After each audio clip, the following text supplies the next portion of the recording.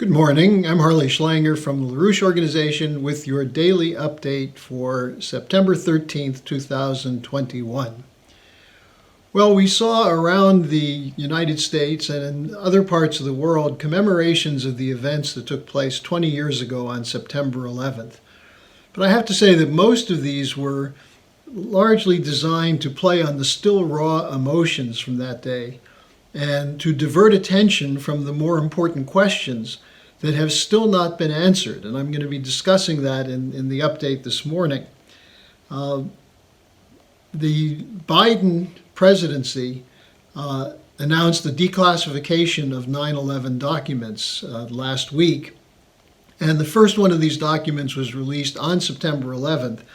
The FBI released a declassified report, which is still redacted, heavily redacted, but it's from April 2016. And this report proves that agents of the Saudi government aided several of the alleged 9/11 hijackers. Most of the details had been leaked or were known from before, but the publication of this official FBI document is quite significant. And the important question, well, let's just take a look at some of what it said. It went through a report on a meeting in Southern California of a Saudi government cutout who met with two of the alleged hijackers, and money that flowed as a result of that meeting to allow those two hijackers to remain in the country and to be active. Something similar happened in Virginia. Now, this demonstrates an important point, which is that the Saudi government was involved in working with the hijackers. And this point was made by the 9/11 Families United in a release they put out where they said this is an important step forward, not just a crack, but it actually opens the door to the whole question of the Saudi role. But it raises two questions which still have to be answered. The first one is who in the U.S. government covered this up for 20 years, going back to the day of 9/11 itself. Why were Saudi officials allowed to fly out of the United States when all flights were grounded that day?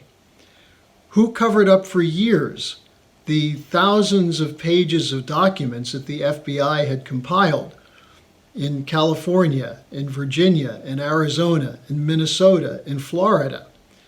Who covered it up? Where did the orders come from? Why were these not allowed to be released in court cases? Why did the Saudi government continue to block requests from courts to answer questions? So that's the first question. Who was involved in this? And then the second question, why? Who benefited from the wars that followed? Who benefited from the policies that were implemented as a result of 9/11?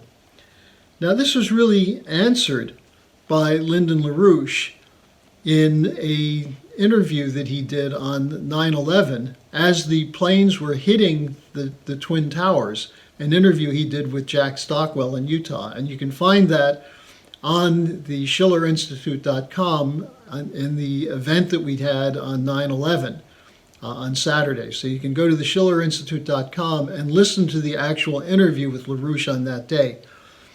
But 9 months earlier, on January 3rd, 2001, at a webcast, LaRouche laid out his expectation that because the Bush administration would be unable to deal with the economic crises that were about to hit, that they would use a Reichstag Fire event as a false flag to justify emergency economic crisis management measures.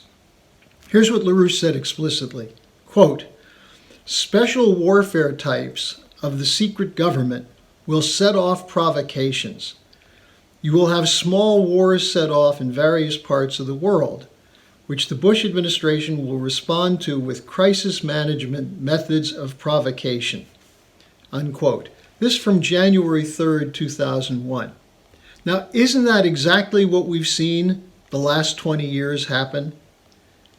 This is what LaRouche warned about, that it's driven by the financial crises which were an accumulation of events going back to August 15th, 1971, the destruction of the U.S. as a physical economy, the shift to a deregulated global free market economy with floating exchange rates which favored speculation over investment in physical production, and that the series of bubbles that popped between 1971 and 2000, including the dot-com bubble even before Bush came in, created a situation of global economic instability, including in the United States.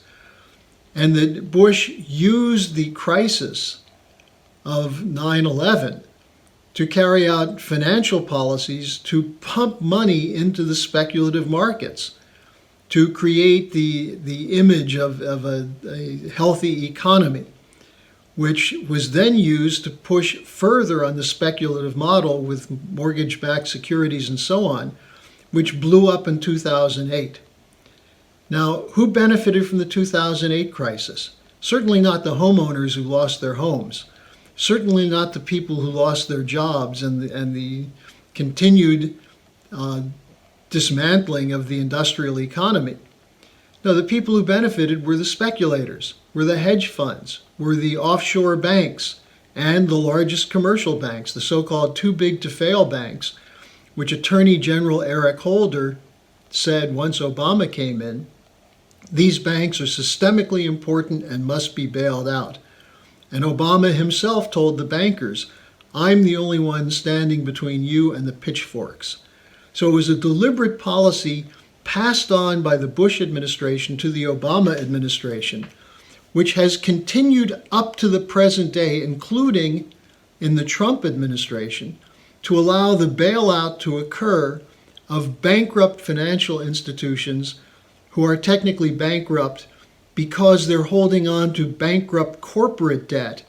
And the corporations are bankrupt because they're taking free money from the Federal Reserve to buy their own stocks while they're not producing anything anymore. This is the economy that's been protected by the emergency measures. Now, what's the other side of this? Well, the use of the Patriot Act and the mass surveillance to intimidate anyone who might step forward to protest. And so we see today that we're in a situation which has been profoundly transformed by events of September 11th, 2001. And that's why the full declassification and public declassification is essential, so that the American people can come to understand that we've lived under an increasingly authoritarian police state regime, which includes now not just surveillance, but censorship. Now, here's the ultimate irony of this. On September 11th this year, at a commemoration in Pennsylvania, former President George W. Bush said that the principal threat today comes from within the United States.